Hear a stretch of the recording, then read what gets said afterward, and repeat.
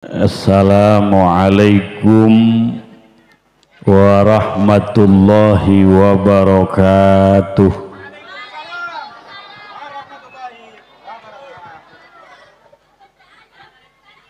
Alhamdulillah wassalatu wassalamu ala Rasulillah wa ala alihi wa sahbihi wa walah, amma ba'du. Yang amat sangat kita cintai dan kita muliakan para guru, para kiai yang malam ini hadir. Kiai Haji Ahmad Ridwan, mana kok kiai? Ustaz Fahmi, Ustaz Hudari, tak lupa kepada Bapak Totong, Ketua DKM Bapak Haji Iman Basuki, Penasehat DKM Ustadz Muhammad Durrahmin, Bapak Endra, Bapak Ahmad Saifuddin, Ustadzah Umi Yayan, Ketua RW, Bapak Lurah Kota Bumi, Binamas Kota Bumi, Babinsa Kota Bumi, dan mudah-mudahan kita yang hadir mudah-mudahan selalu diiringi dengan rahmat dan maghfirah Allah Subhanahu wa taala. Punten teknisi, volumenya naik. Ini karena di depan audiensinya anak-anak, tentu suaranya harus lebih ekstra. Hadirin hadirat rahimakumullah, Isra Mi'raj perjalanan yang di luar konstatir yang hanya bisa dibenarkan oleh orang yang beriman. Oleh karenanya kalau malam ini keluarga Masjid At-Taqwa mengadakan peringatan Isra Mi'raj, ini wujud keimanan yang nyata. Tidak perlu kecewa dengan situasi diguyur hujan, karena hujan ini rahmat. Dan ketika hujan, pintu langit dibuka. Dibukanya pintu langit, di situ ijabah doa dari Mahalul Qiyam, pimpin Habib Abdurrahman, sampai doa mudah-mudahan Allah mengijabah seluruh permohonan kita yang baik-baik, terutama Allah jadikan generasi dan anak-anak kita menjadi anak yang soleh dan solehah. Ya Rabbal. Nah, ini saya harus sambil ngasuh ini. Tahu ngasuh, Pak? Iya, ini di depannya momong. Ini harus momong. Ini di depannya anak MI sama anak SD. Mudah-mudahan adik-adik jadi orang yang sukses dunia akhirat.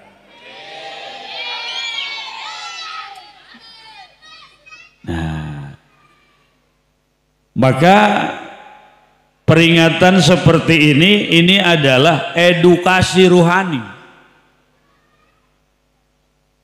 Karena ada di antara kita yang masih belum menerima bahwa Isra Mi'raj itu benar terjadi.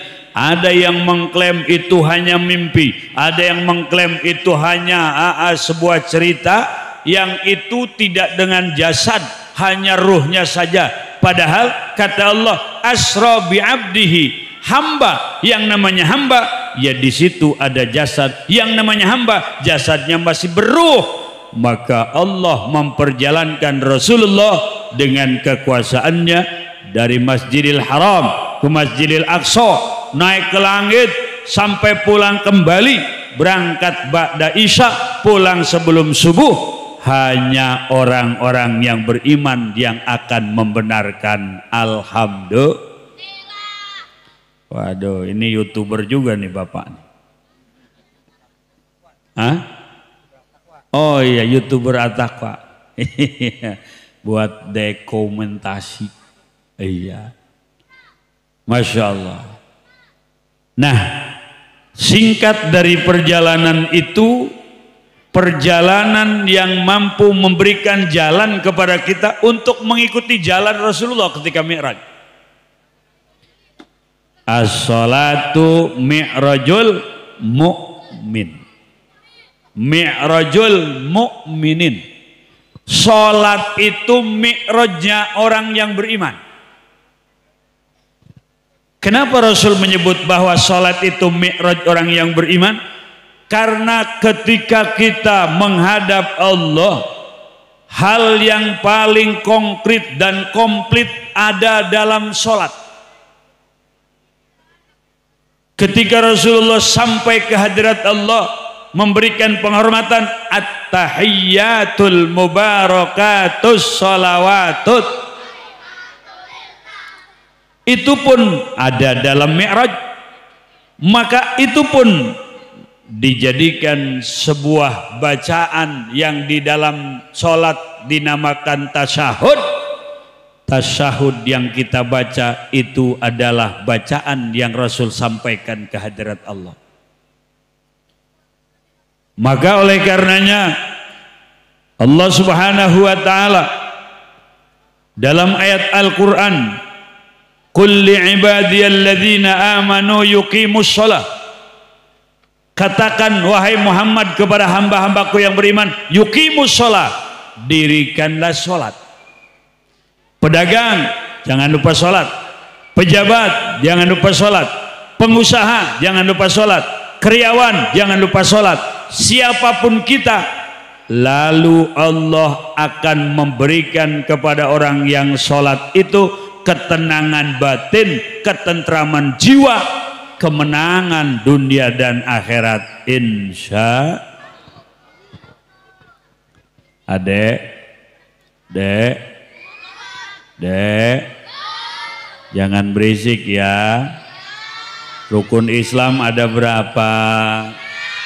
Pertama, 2, 3, 4, 5. Rukun iman ada berapa?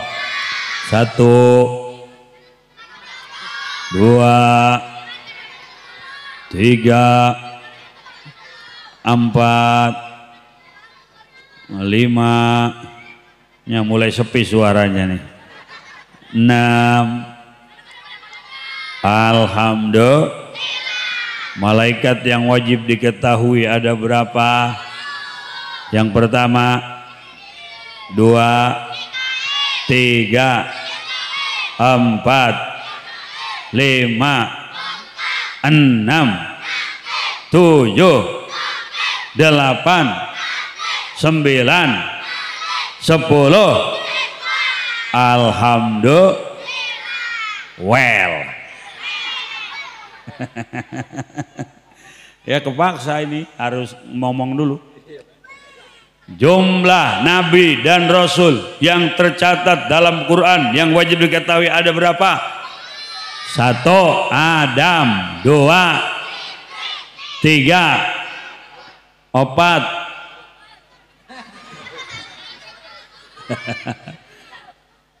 Masya Allah. 1, 2, Idris 3, Nuh 4, Hud 5, Soleh 6, Ibrahim 7, Lut, Raqib wa malaikat.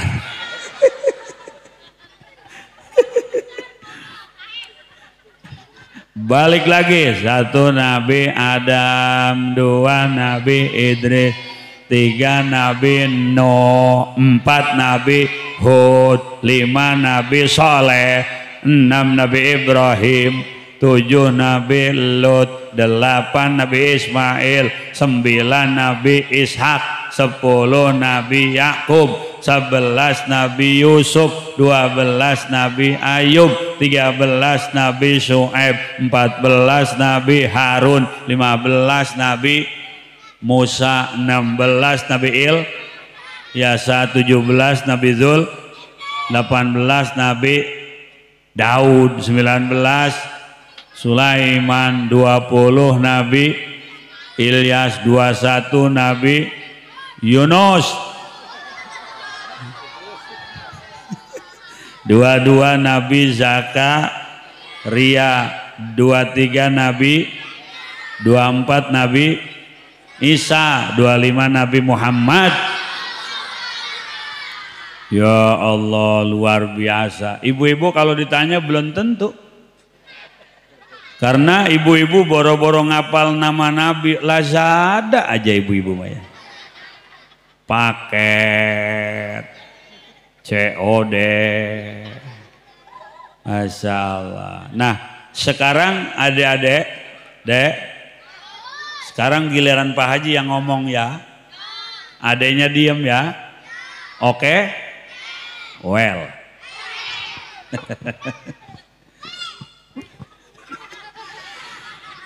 Hayya 'alas shalah.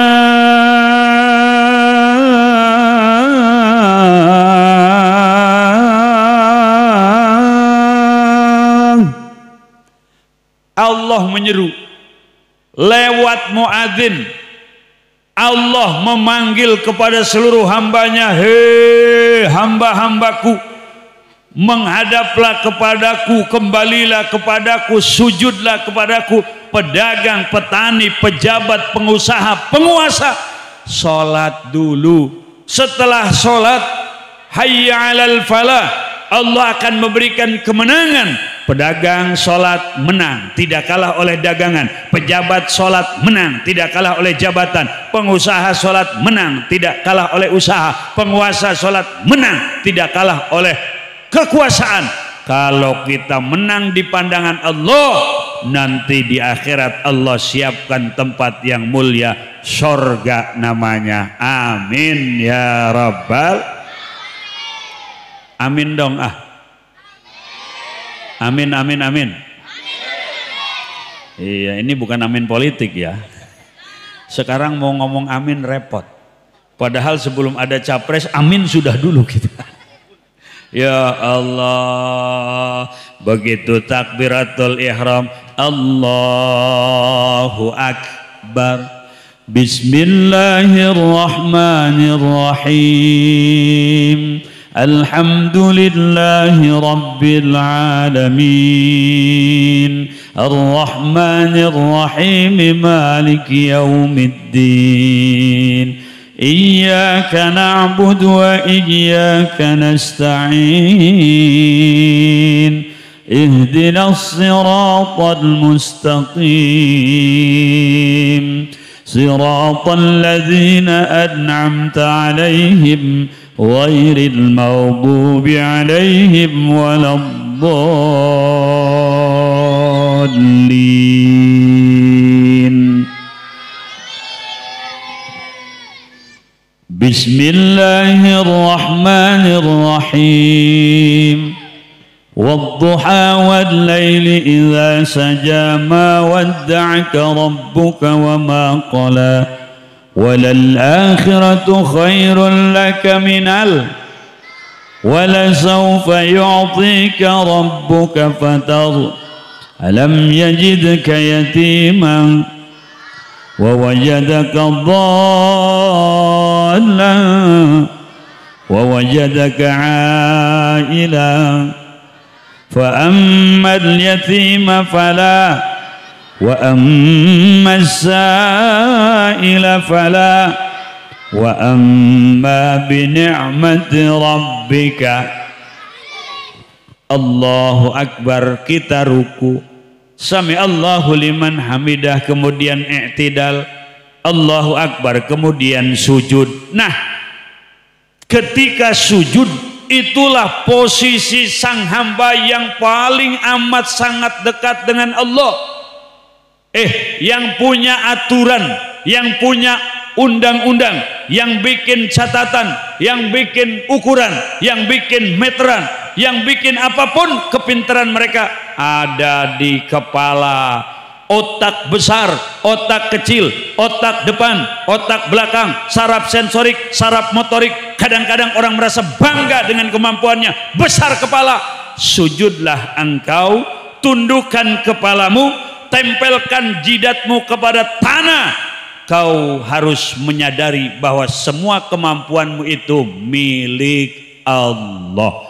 Kau harus menyadari bahwa segala kepintaranmu itu punya Allah. Kau harus menyadari semua kemampuanmu, semua kekayaanmu, semua ilmumu itu adalah titipan dari Allah. Maka sujudlah kepada Dek, Nabi kita namanya siapa? Ibunya Siti. Shh, awas jangan Siti KDI ya. Siti, abahnya abahnya Khadijah. Bapaknya, ayahnya Nabi kita, Nabi ibunya Siti, ayahnya Abdullah, dilahirkan di kota hari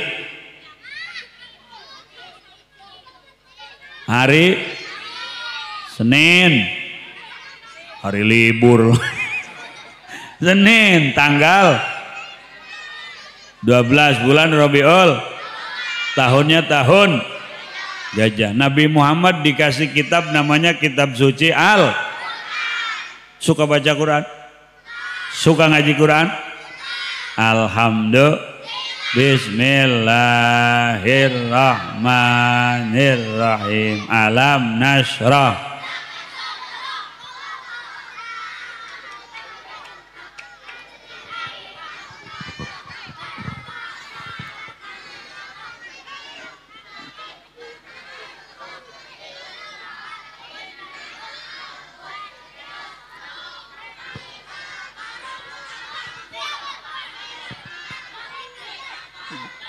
Alhamdulillah. Qul huwallah.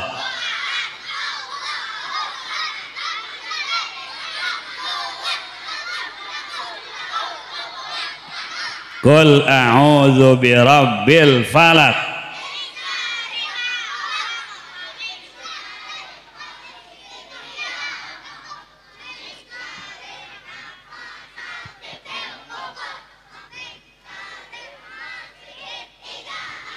Bismillahir. Qul a'udzu birabbin malikin ilahin alladzi yuwas fi sudurin minal. Alhamdulillah. Subhanallah. Kalau mamahnya disuruh baca Quran belum tentu bisa nerusin. Coba, Bu. Bismillahirrahmanirrahim. Huwallahu alladzi la ilaha illa huwa alimul ghaibi wasyahadati huwar.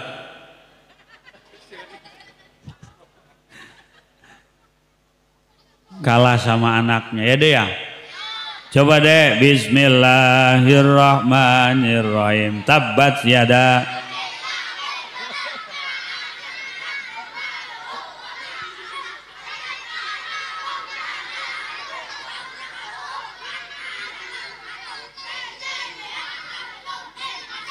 Mamahnya kalah ya. Mamahnya kalah. Coba mamahnya. Bismillahirrahmanirrahim. Lau anzalna hadzal qur'ana ala jabalin la ra'aitahu. Mamahnya mogok. Coba adanya. Idza jaa nasrullahi wal.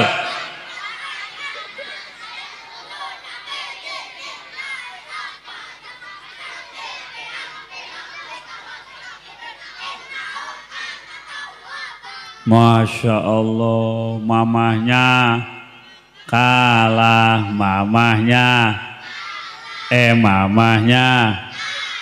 WA-an melulu, TikTokan, pohok. Masya Allah. Lanjut deh. Ini saya kepaksa ngomong dulu. Ini kalau nggak didiemin kacau ini.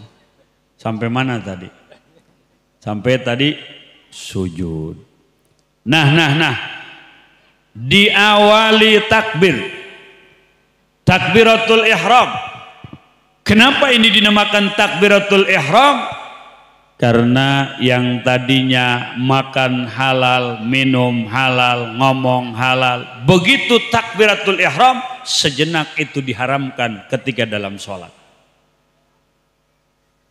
Mengangkat kedua tangan lalu diatur oleh ulama, jari-jari tangannya jangan dikepel, jangan dikumpulkan, dibuka, lalu ujung daripada ibu jari kita posisinya ada di bawah ujung daun kuping.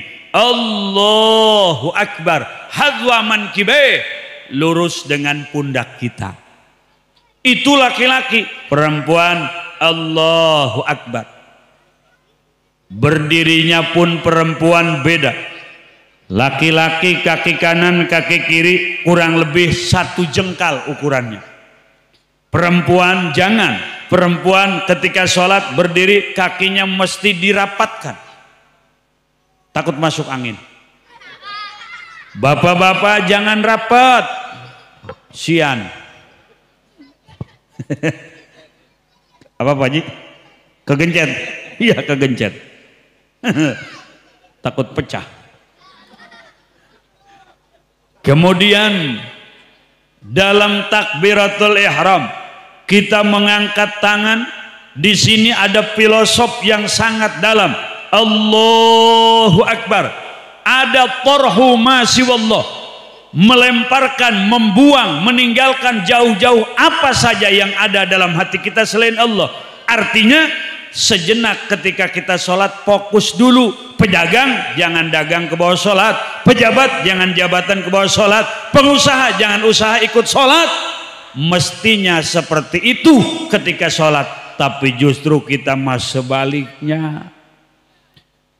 Nyari blender, ibu mau nyambel nggak ketemu, giliran sholat Allahu Akbar, ya Allah blenderku diinjem pok Munon. Allah kalah sama pok Nunun. Blender ada di hati, Allahnya hilang. Sholat kita mestinya tidak seperti itu. Ketika takbiratul ihram di situ ada pengakuan yang sangat luar biasa. Semuanya kecil, yang besar hanya Allah. Dunia kecil, jabatan kecil, kekayaan kecil, ilmu kecil, ketampanan kecil, kecantikan kecil. Dunia yang maha besar hanyalah kalau Allah sudah kita yakini zat yang paling maha besar, maka tidak akan ada lagi orang yang menganggap selain Allah itu mulia. Saya punya harta, berarti saya dimuliakan oleh harta? Belum tentu. Apakah harta itu digunakan sesuai dengan perintah Allah atau tidak? Kalau digunakan, Anda berarti mencari ridho Allah dari harta yang dititipkan. Menganggap harta rendah, Allah maha besar. Saya pejabat, berarti mulia dong. Diberikan jabatan, apakah jabatan itu dijadikan jalan menuju Allah? Apakah Anda membela rakyat kecil? Apakah Anda mampu menyalurkan aspirasi warga dan masyarakat kecil? Apakah Anda adil dalam menjabat? Apakah Anda tidak mencari keuntungan dari hak dan harta-harta rakyat, darah dan keringat rakyat? Kalau Anda jujur dan adil, berarti Anda menganggap jabatan itu rendah, karena kejujuran dan keadilan adalah besar, karena itu perintah Allah. Pejabat pun mungkin paling utama dan pertama masuk surga, insya Allah. Ibu juga walaupun lemah, tapi insya Allah kalau yakin kuat sama Allah, siapa tahu nanti ibu masuk surga paling duluan. Karena saya lihat warga di sini semua wanitanya wanita solehah.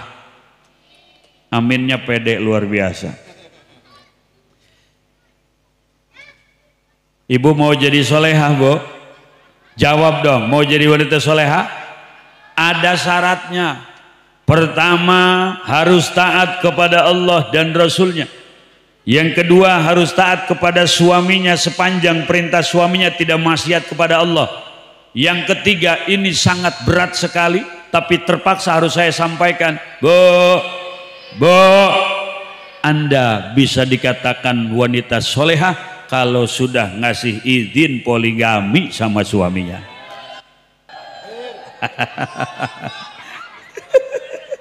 Ngasih izin apa enggak, Bu? Ngasih enggak, Bu? Ngasih enggak, Bu?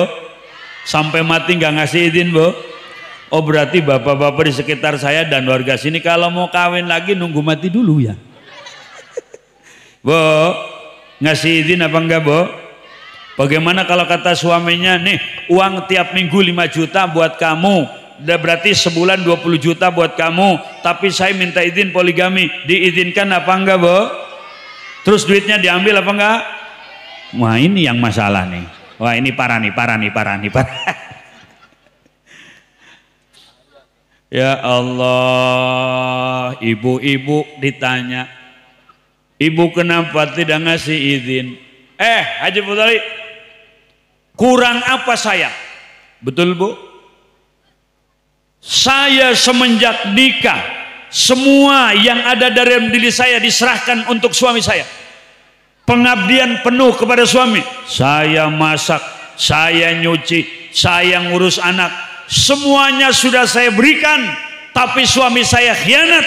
Sakit rasanya hati saya. Betul, Bu?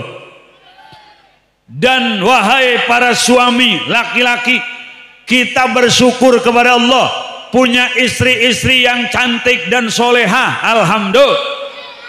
Ya Allah, mereka mendampingi kita, mereka menyiapkan makan dan minum untuk kita, mereka pun menyiapkan pakaian bersih untuk kita. Mereka adalah wanita yang harus kita muliakan. Kita dilahirkan dari seorang ibu, ibu kita perempuan, istri kita pun perempuan. Oleh karenanya, hei laki-laki, jangan sekali-kali menyakiti perasaan perempuan.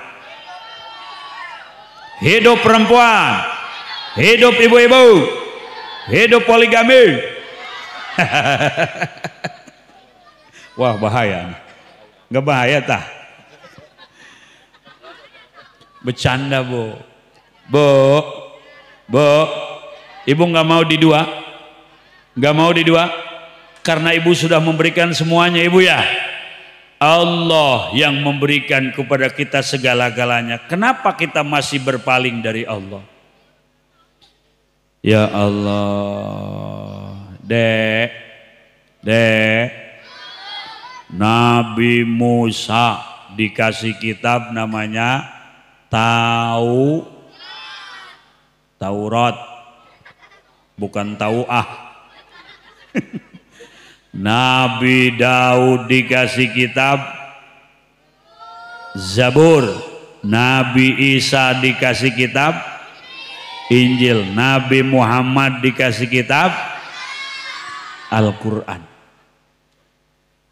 Dalam Al-Quran ayat yang sudah kita baca tadi, kulli ibadiyalladzina amanu yuqimus shalah.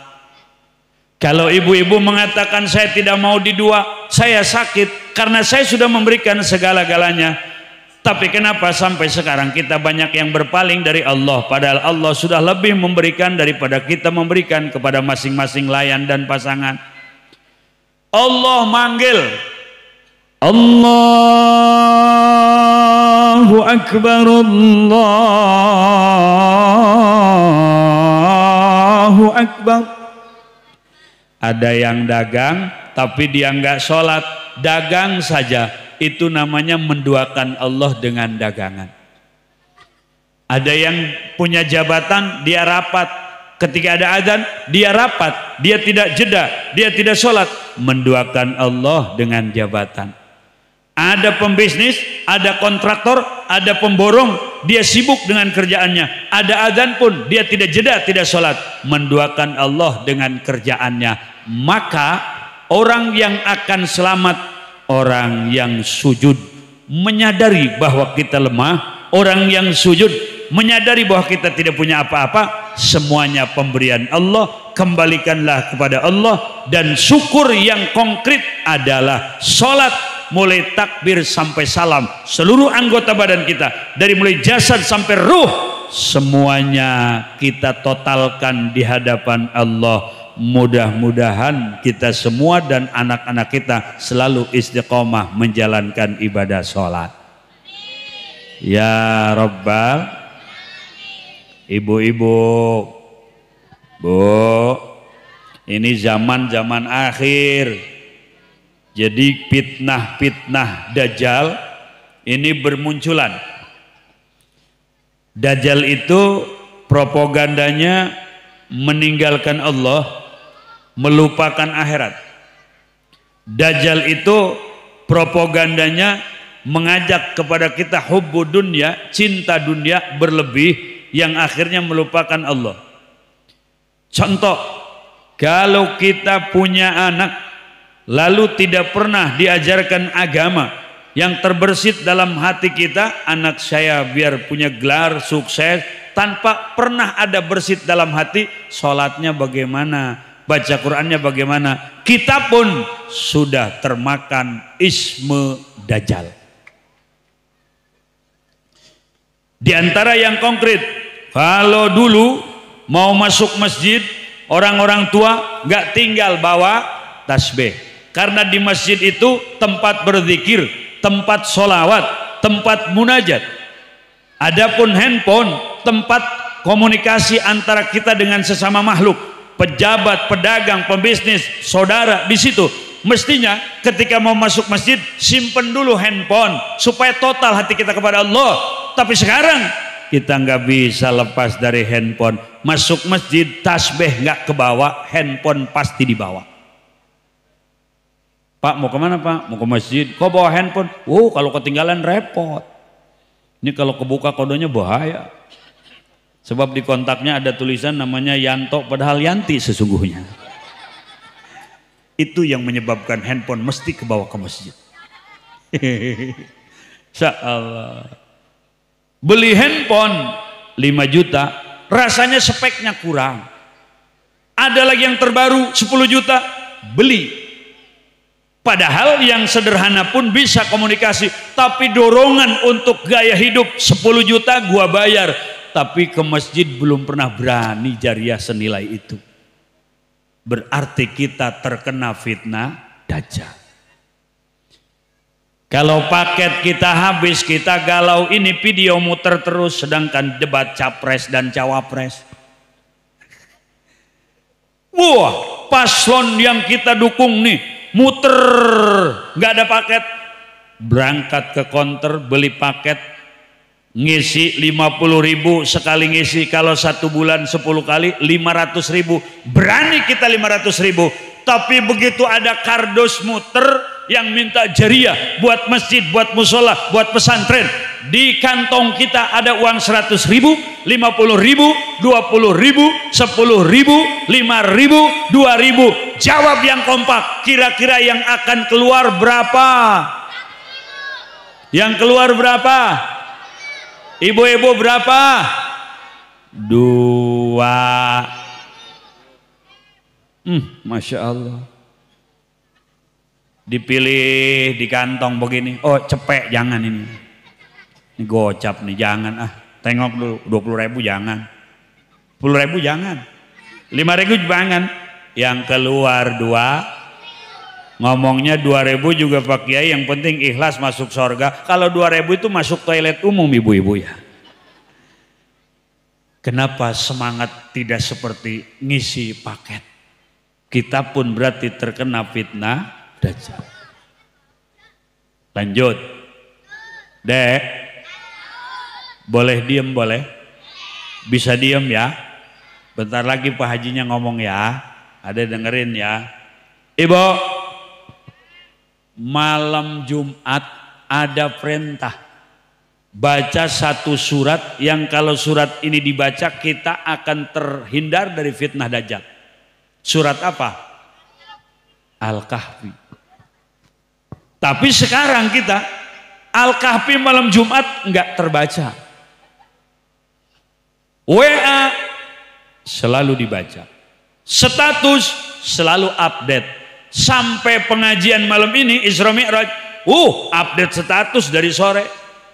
Tulisannya begitu, rajaban dulu guys.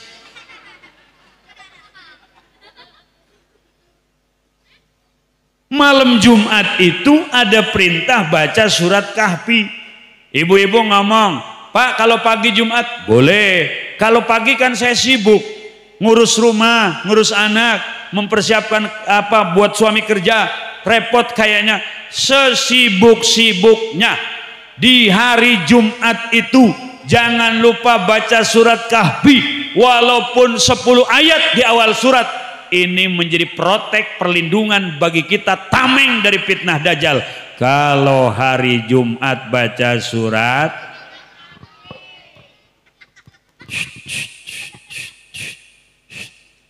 hari Jumat baca surat apa deh?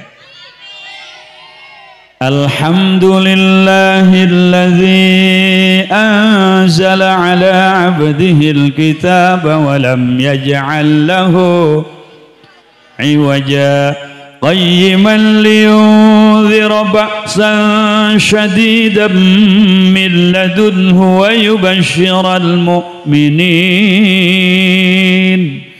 ويبشر المؤمنين الذين يعملون الصالحات أن لهم أجرا حسنا ماكثين فيه أبدا وينذر الذين قالوا اتخذ الله ولدا ما لهم به من علم ولا لآبائهم